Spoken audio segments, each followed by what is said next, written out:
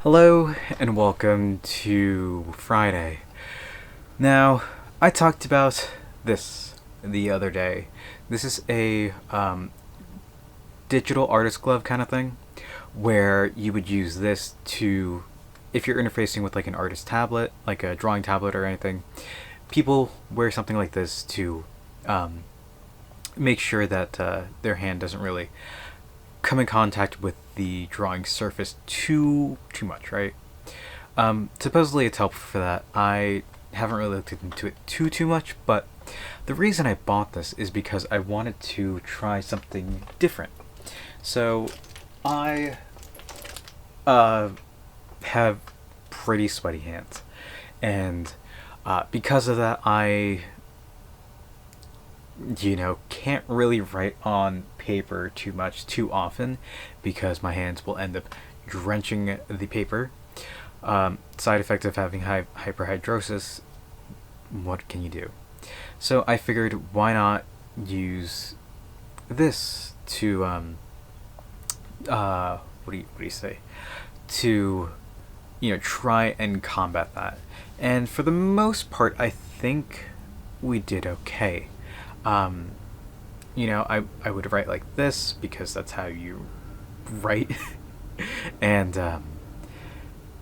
the thing is, after writing for an excessive amount of time, this little glove would get tiny bit, it would get moist because evaporation can't outpace my sweaty hands.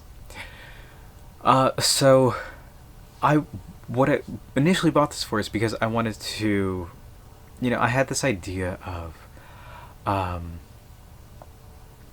doing maybe holiday or birthday cards, and I had an idea of wanting to send photos alongside. I have this very nice camera, and maybe take a photo, print it out on a photo printer, and just like good memories with this person, happy birthday, and so on and so forth, and then deliver this letter, and have a photo with it, and then just go from there. And I thought it'd be sweet, and I wanted to try something like that out, so I bought this glove to be like, hey, let's try going in on this. So would write a bit as I did today, and wrote a letter, and it took forever because not the best at physically writing. I can spend some time and write novels in my on the several websites that I have, but this didn't work out too well, which is fine.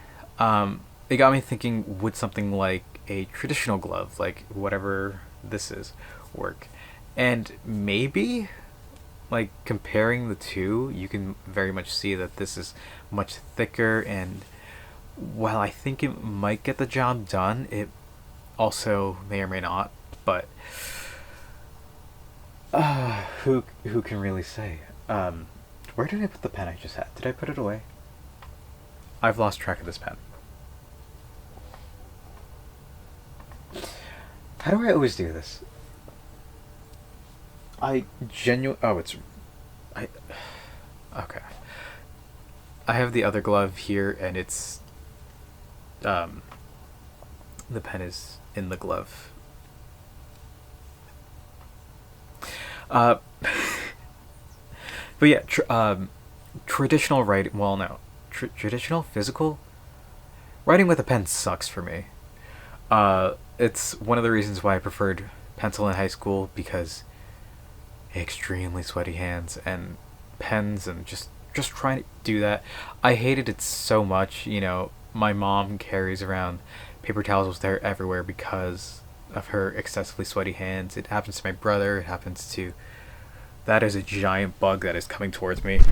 Okay, it's a couple of minutes later. I jumped on my bed because, of course I did, because if there's one thing that terrifies me the most, it's insects. Anything with more than 4 legs I do not want to deal with unless it is a crustacean or mollusk. And even then I'm a bit iffy. But jumped up on my bed, was just staring at this direction, and then all of a sudden, I see the bug sprint out, come towards me again.